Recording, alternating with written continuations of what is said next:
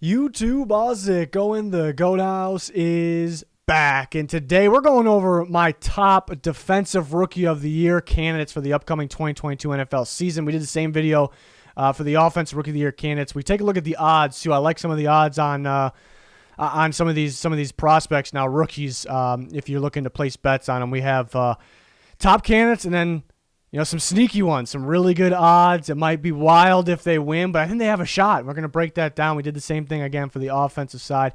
More videos like this to come. We got schedule release this week. We got a lot to get to here covering this upcoming NFL season. We have a bunch of recent draft videos up and more. Check it out. Like, subscribe, turn notifications on. Follow us on Twitter. There's a link down below for that. Anything else that you need. So my favorite candidates here, one that I really like, in Kyle Hamilton with the Ravens, plus 1,000. I started the offensive video with the plus 1,000. One of my favorite candidates on offense with Chris Olave. Here we go with Kyle Hamilton with the 1,000 odds here. So him with the Ravens defense, always solid. I think with Hamilton in there, with Marcus Williams, they're going to do a lot of interesting things, the Ravens. And that's why I really like this, because the Ravens are pretty predictable. They're very good on defense in the past. Very predictable, though, at a certain point. A lot of man coverage, a lot of blitzing. The safeties are a lot of time in the box. Now you don't know what to expect from this Ravens defense. It's a different defense. We're going to see a lot more zone coverage. We're going to see them have safeties in the back, and Marcus Williams is a deep cover safety. Kyle Hamilton's an everything safety. We can see them split over the top, cover two. Two-man under. We can see Marcus Williams single high. We'll see Hamilton in the slot box area, man up on somebody, zone underneath. They're going to be throwing teams off with this. And they know Marcus Williams' range and playmaking ability in the back end. I think that can create for Kyle Hamilton. Honestly, Kyle Hamilton could be the better safety day one as well with what he can do in his range. I think he's going to get his hands on the ball a lot. He's also going to get big-time stops around the box when he's up there as well. I think the Ravens, what they got planned for defense, I like it. It's, again, unpredictable. Their quarterback's not going to know what to expect, so I think that's going to create plays for Kyle Hamilton here, and it's going to be a fun secondary in Baltimore. So I really like Kyle Hamilton. Plus 1,000 odds there. It looks pretty good. So it's one of those guys. It's not a top tier, according to Vegas. It's not a top tier candidate. He's not as likely to win. A lot of the pass rushers up there, we know sacks are huge, but if we got a guy like this that is racking up tackles, getting his hands on the ball, making crucial stops, what he does, flashy plays, what he does, I think I'm surprised by those odds. I think he should be kind of one of the favorites, and he's not too far off. But in another DB that I like, Ahmad Gardner, it's a little tricky, though, because he is one of those corners that we just don't see. So, and a lot of these corners lately, even, they're taking off early. They're having good starts to their careers, which was kind of rare in the past. And a guy like Gardner, who's that rare type of cornerback prospect. So where is he going to start? With that Salah defense, they're going to create for the secondary. It is risky, though, because he's kind of a lockdown guy. So will he get his hands on the ball a lot? I think teams will try to attack the rookies, so he might be able to get his hands on the ball a bit. Both these are plus 1,000. I like Kyle Hamilton a lot more.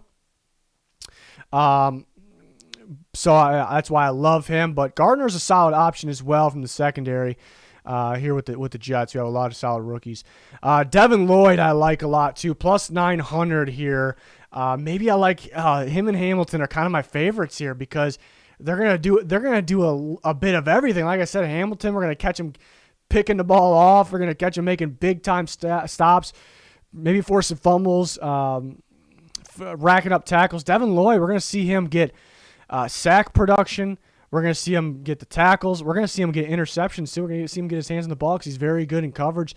Could be used like, he's not quite Micah Parsons, obviously, but he could be used in that type of role because, what Parsons did last year, playing off-ball linebacker, rushing off the edge, blitzing, dropping in coverage, So Lloyd can do some similar things there. That kind of was his play style at Utah, so plus 900 looks pretty good there. I think he'll have the production. We're going to see him everywhere. So I really like Devin Lloyd. George Karlaftis with those odds at 1,600. Pass rusher that should get some production. Playing outside Chris Jones, opposite of Frank Clark. Exactly what the Chiefs needed. He wasn't super productive at Purdue, but he was getting doubled a lot. They had him doing different things, sliding inside. I think just going to an NFL team, playing next to NFL talent, obviously, and not Purdue talent. He'll be more productive. I'm pretty confident he'll be more productive. Is he going to be The tough part with Karlaftis is, and I am very confident he's going to be more productive, which kind of increases his chances to winning. So 1,600 odds looking pretty good, and it is good. But the problem is he kind of has to be better than the other pass rushers at the same time. Like if they're going to give it to a pass rusher, they'll probably give it to the most productive one, just how it is, unfortunately. Sometimes, unfortunately. So that's the tough part with Karlaftis. But I really like those odds, and I really like the odds of him, in my opinion, to be more productive at the next level here. And then the two big dogs here, the two guys that everyone's talking about, and Kavon Thibodeau, who's my number one overall player in the draft. I don't love the odds on this. They're not terrible, but I mean these are the top guys to win according to Vegas, the top chances to win here. But Thibodeau is my top player in the draft. I think he's gonna be very productive for the Giants. He's an instant impact guy. He's gonna get sacks. He's gonna get after the quarterback. He can drop in coverage. Okay, now this is a good thing as a kind of a prospect, but is this more of a bad thing for his chances to win Rookie of the Year? Because if he drops in coverage and gets his hands on the ball, that'll help his case. More likely we don't see these guys get interceptions even if they're dropping in coverage or just kind of filling in the spot. And he's decent at it. But then you factor in the Giants bringing Martindale as their defensive coordinator. He does like to have his pass rushers drop in coverage quite a bit. So that might take away from the pass rush snaps to get the high sack total compared to some of these other guys. So that's the tricky part about Thibodeau. So there is some risk, especially with those odds. There's some guys that I think have less risk and better odds, more money to be won there than Hutchinson. That's why these guys, I like their chances because they're pass rushers and they can get a lot of sacks and they're big-time players. They were top prospects for a reason. But these guys got some risk, with especially with not the greatest odds in the world, but because Hutchinson, 1 year super productive at Michigan. I think he'll be productive for the Lions, but it almost looks like they're gearing a little bit more towards 4-3, but they'll mix it up a bit. That actually just came out of my mouth, but we're gonna move on. And Hutchinson I thought really took off more of the 3-4 standing up. I think they'll have him stand up still. They're gonna get creative, but it's a little bit different. It's gonna be a little bit different. So maybe he won't take off right away. We'll see. I like some of the other. I really like Kyle Hamilton and Devin Lloyd. One of those two. I mean, we'll get to my awards when it's all said and done for the season, but I'm liking one of those two guys, actually not going with the pass rusher. And there's other pass rushers, Jermaine Johnson, Trayvon Walker, that are pretty solid. So if you're feeling dangerous, these are guys that I actually like that are kind of dark horse guys that have a shot. And the Broncos, their first pick of the draft, actually, Nick Bonino from Oklahoma at plus 6,000 here. So you could potentially hit a home run if you're placing money on this, if he wins. You're thinking Nick Bonino with all these other pass rushers. Bonino's interesting with the Broncos because he kind of plays an off-the-ball linebacker role at times as well. They're going to get very creative with him, so he can get, he's going to get sacks from the edge. He's going to get sacks off the blitz. He's going to rack up more tackles than your typical pass rusher, and he'll probably get, a couple interceptions perhaps as well. So he has that opportunity to fill the stat sheet across the board. Which is great for an award like this. And you take a look at the Broncos again, where their defense is heading and who they got, and they're going to use them in multiple different ways as well. And then you look at Bradley Chubb, who very talented. Want to see him stay healthy, and Randy Gregory, we haven't seen a whole lot of in the last several years. So how many snaps will those two get total this year? I don't think as much, maybe, as your typical dominant duo that they can be. So that, my point is, gives Bonito some good chances off the edge on top of everything else to get more snaps than people think and to be more productive than people think. So so he's kind of that Swiss Army knife in a way as well, which is all. It seems to be good in today's NFL. So 6,000 odds, and he has a shot here. He has a shot, and then I like Drake Jackson if we're looking for those kind of wild card ones here with the 49ers. 49ers are very good at developing pass rushers. They're very good at getting the most out of these pass rushers here, and they usually don't really value it. That doesn't seem like super high. Because they haven't had to really the chance to probably be after Nick Bosa there. But my point was they bring in kind of these guys almost like off the street. They make them look solid. Don't need to spend a lot of money on them. But now they take a guy with their first pick in the draft. Take a guy in the second round here in Drake Jackson. So obviously they like him. And obviously they're still very good at developing these guys, getting the most out of these guys.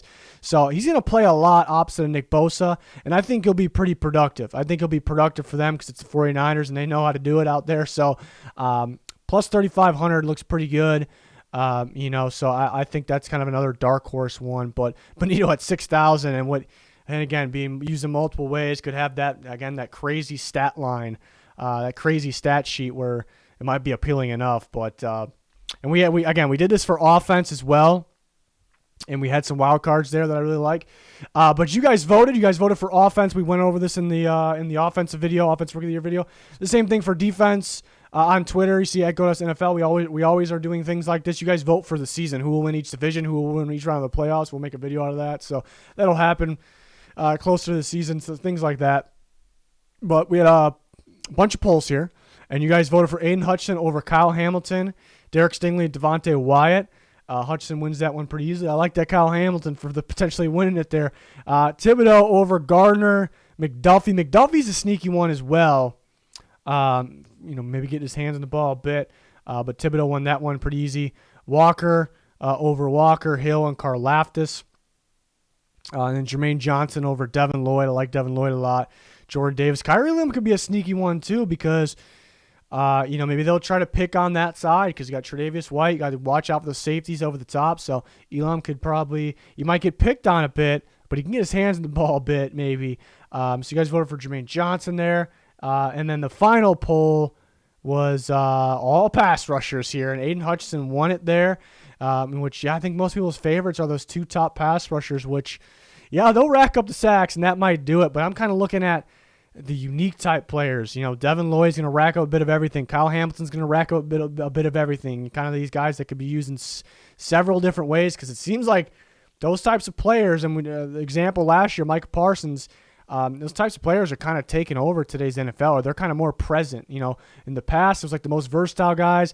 Hey, they're versatile, but are they actually the best? So we're not going to at their best position, so we're not going to use them as much. It's a little different now, so it's going to be interesting. It's going to be interesting here. But I'll have my awards at some point, all kinds of predictions for the season. We talked about at the end of the offensive one. I felt like I was kind of gearing towards Olave a little bit. Could argue multiple different ways. I'm still in the Hamilton, Devin Lloyd zone right now. I love what the Ravens are about to do, throw teams off. So maybe lean in Hamilton, but Lloyd's going to rack up those sacks though. So we'll see. But that wraps up this video. Again, there's an offensive one. There's a bunch of draft videos up, a 2023 mock, maybe some more 2023 draft content. I kind of want to rank the quarterbacks because that class is looking pretty good.